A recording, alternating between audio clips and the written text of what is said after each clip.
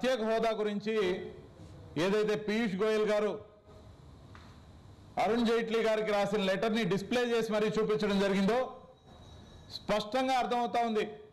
రాష్ట్ర ప్రభుత్వం తరపున చంద్రబాబు నాయుడు గారు అరుణ్ జైట్లీ గారికి రాసిన లేఖ ఏదైతే ఉందో ఆ లేఖ సంవత్సరానికి 3,500 కోట్ల రూపాయలు మాత్రమే డిఫరెన్స్ అమౌంట్ ఉంది.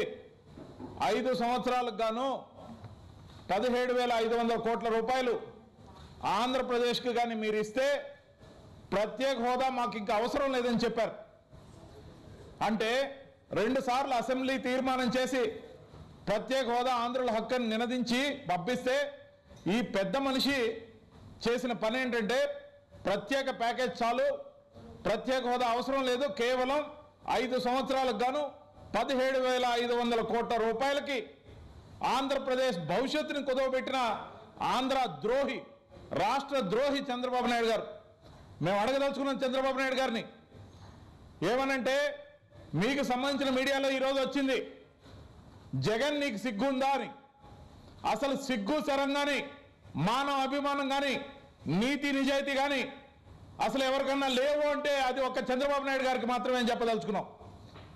ఎందుకు చెప్పదలుచుకున్నామంటే ప్రత్యేక హోదా వస్తే రాష్ట్ర భవిష్యత్తు అద్భుతంగా ఉంటుందని చెప్పి బాబు మోడీ అని చెప్పి ఏదైతే మ్యాండేట్ తీసుకున్నారో దానికి మద్దతుగా పవన్ కళ్యాణ్ గారు నిలబడ్డారో, అటు పవన్ కళ్యాణ్ గారు కానీ ఇటు బాబు మోడీ అని చెప్పిన వారిలో ఒకరు ఇవ్వకపోగా దాన్ని సాక్షాత్తు ముఖ్యమంత్రి గారే బీజేపీతో లాలుచిపడి ఓటుకు నోట్ల కేసు విషయంలో చేతులెత్తేసి ఈరోజు ఆంధ్రప్రదేశ్ ప్రజల భవిష్యత్తుని వదిలేసి కుదవబెట్టి తాకట్టు పెట్టిన చంద్రబాబు నాయుడు గారు రాష్ట్ర ద్రోహిగా మిగిలారు. దాంతోపాటు అంతే సమానంగా గుడ్డిగా అతన్నే సమర్థిస్తూ అతను ఏవైతే వ్యాఖ్యలు చేశాడో అన్నిటినీ అదే రిపీట్ చేస్తున్న పవన్ కళ్యాణ్ గారు కూడా ఖచ్చితంగా రాష్ట్ర ద్రోహే. పవన్ కళ్యాణ్ కానీ చంద్రబాబు నాయుడు గారి వైఖరిని నిరసించి ఎవరైనా మానవ అభిమానం ఉంటే తెలుగుదేశం పార్టీ తరపున కానీ పవన్ కళ్యాణ్ పార్టీ తరపున కానీ ప్రచారం మానేయాలని, ఎన్నికల నుంచి కూడా విరమించుకోవాలని చెప్పదలుచుకున్నాం. వైఎస్ఆర్ కాంగ్రెస్ పార్టీ తరపుననే కాదు, ఆంధ్రప్రదేశ్ని ప్రేమించే ప్రతి ఒక్క యువకుడు ఆలోచించండి.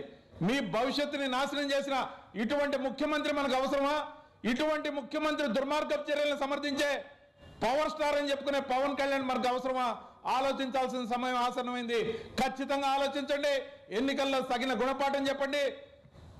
కర్రు కాల్చి వాత పెట్టమని చెప్తా ఉన్నాం. హలో, మిమ్మల్నే ఫిలిం సెలబ్రిటీస్ రియల్ స్టోరీస్ ఏంటో తెలుసుకోవాలనుందా? లేటెస్ట్ గా రిలీజ్ అయ్యే మూవీ రివ్యూస్ నేను చెప్తే వినాలనుందా? ఇంకెందుకు ఆలస్యం, యోయో టీవీని సబ్స్క్రైబ్ చేసుకోండి. అలాగే మర్చిపోకుండా యోయో టీవీ యాప్ ని కూడా డౌన్లోడ్ చేసుకోండి.